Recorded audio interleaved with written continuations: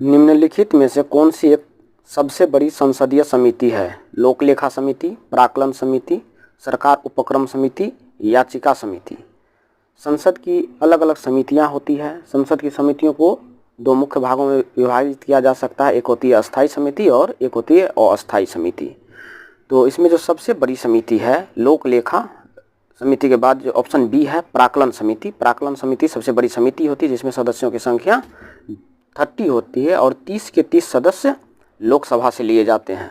वैसे किसी भी समिति में दोनों सदनों से सदस्यों को नियुक्त किया जाता है। अगला प्रश्न है, निम्न में से कौन सा सार्वजनिक व्यय पर संसदीय नियंत्रण का अंग नहीं है?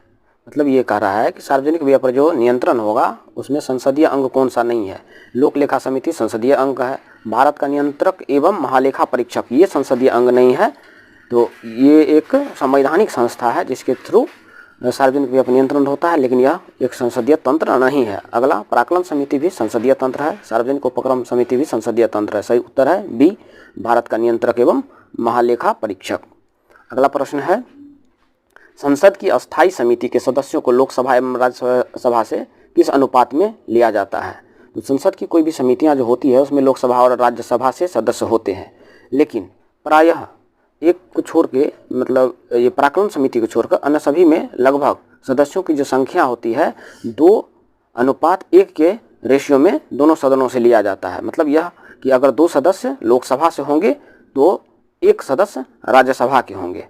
तो सही उत्तर है ए, क्रमशः 2 और 1 के अनुपात में 2 सदस्य लोकसभा के और 1 सदस्य राज्यसभा से। अगला प्रश्न है, भारतीय संसद की लेखा समिति समीक्षा करती है। भारतीय संसद की लोक लेखा समिति समीक्षा करती है। किस चीज़ की समीक्षा करती है? नियंत्रक एवं महालेखा परीक्षक के प्रतिवेदन की, भारत के संचित निधि की, भारत के लोक लेखा की और भारत की आकस्मिकता निधि की। सही उत्तर है ए, नियंत्रक एवं महालेखा परीक्षक के प्रतिवेदन की।